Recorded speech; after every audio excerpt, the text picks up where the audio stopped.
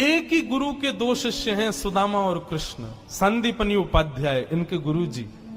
लेकिन एक शिष्य सोने की नगरी का राजा है, पूरे विश्व का अधिपति भगवान है, और एक शिष्य एक फूटी सी झोपड़ी में रहता है। एक बार संदीपनी विद्यालय में जब कृष्ण सुदामा पढ़ते थे तब भृगु ऋषि पधारे, सबसे क्रोधी ऋषि, और आकर के गुरु माँ से भिक्षा मांगी। माते भिक्षाम देही, माता भिक्षा प्रदान करो। माँ ने मन में विचार किया कि अभी सामग्रियां तो इतनी नहीं कि मैं भिक्षा दे सकूं, मना कर दिया। बोले भगवान आप कल आ जाना, आज तो भिक्षा के लिए सामग्री नहीं है, शाम को जब आ जाएगी तो कल आपको प्रदान कर दूंगा। अब भृगु ऋषि तो क्रोधी, उनको तो जब मांगे तब चाहिए।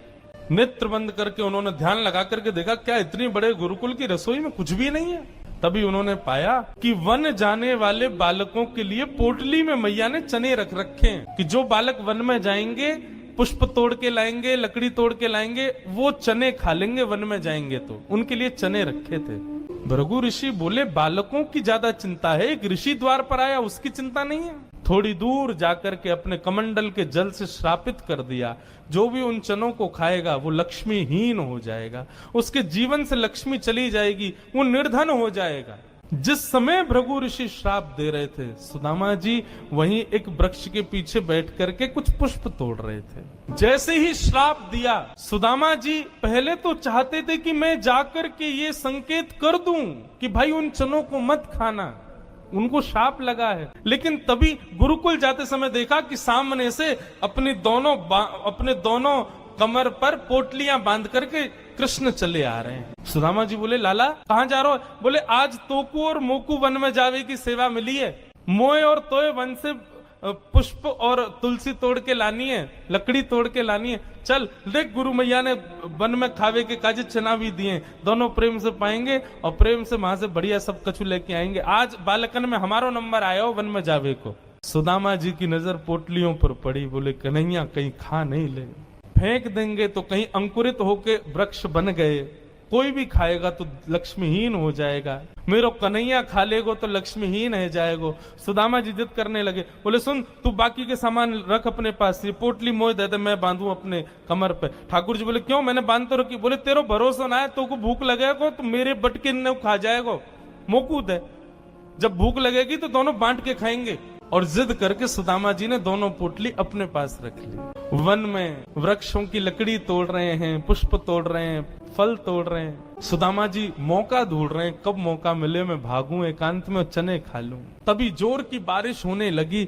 बारिश के कारण ठाकुर जी तो एक वृक्ष के नीचे जाकर के खड़े हो गए। अरे आजा सुदामा यहीं खड़ो है जा, बहुत वर्षा है रही है। पर सुदामा जी एक बगल में एक और विशाल वृक्ष था, उसके ऊपर चढ़ गए, डाल पर जाकर के बैठ गए। वर्षा हो रही थी, ठाकुर जी एक वृक्ष के नीचे खड़े हैं, दूसरे वृक्ष के ऊपर सुदामा जी बैठे हैं। सुदामा जी बोले यही सही समय है, और पोटलियां खोल करके सुदामा जी खाने लगे। ठाकुर जी ने देखा, ए सुदामा मेरे उचना है बा में, खा मत जाइयो, रुक जा बरसा रुकंद मैं हूं, आ रहा हूं ऊपर। लेकिन सुदामा जी के नेत्रों से आंसू गिर रहे हैं। बोले लाला तू सदा प्रसन्न रहे, मेरे बट की लक्ष्मी भी तेरे पास आ जाए, तेरे जीवन में कभी कोई कष्ट नहीं आवे, मेरे लाला को कभी रोनो नहीं पड़े, कभी उदास नहीं हो, कभी दुखी नहीं हो, यही मेरी मित्रता को उपहार मैं अपने कृष्ण को देना चाहूं। और उपहार के रूप में सुदामा जी ने मानो अपने जीवन में प्राप्त होने वाली समस्त लक्ष्मी भी श्री कृष्ण के चरणों में पधरा दी, और दोनों पोटली के चने स्वयं सुदामा जी खा गए।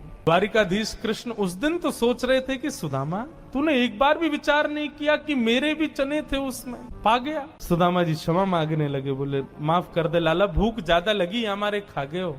लेकिन वास्तविकता कौन जाने।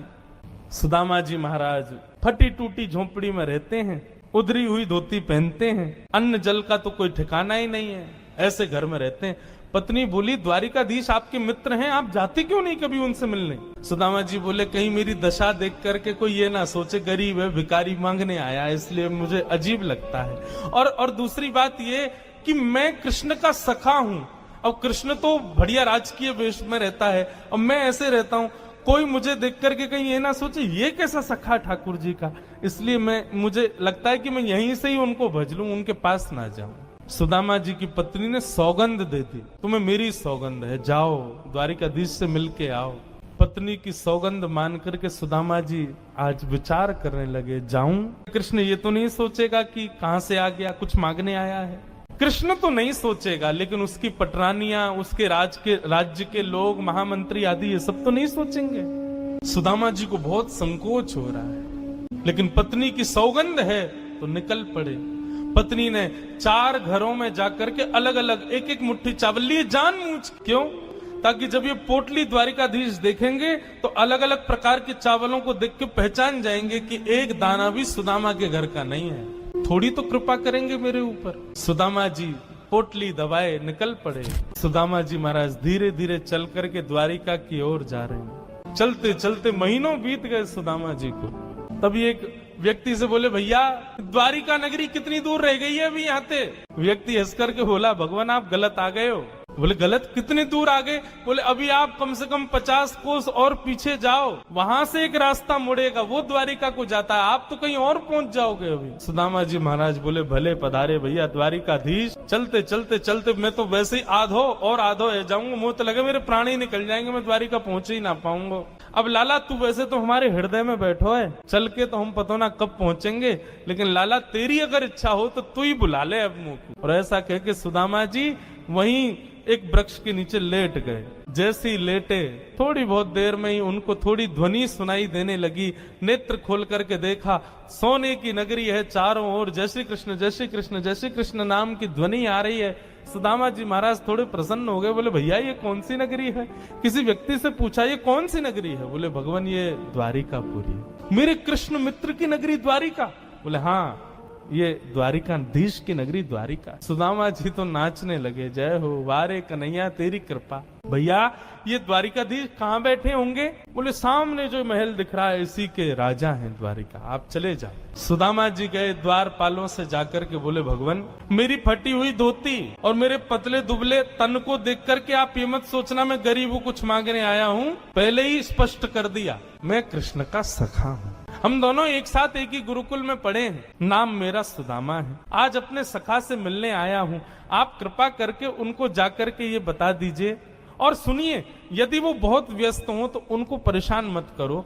आपके इतने बड़े महल में कोई खिड़की हो, वहां से मुझको उनका दर्शन करा दो, मैं तो केवल उनको देखने आया हूँ। द्वारपालों ने बंधुओं ससम्मान सुदामा जी को बिठाया।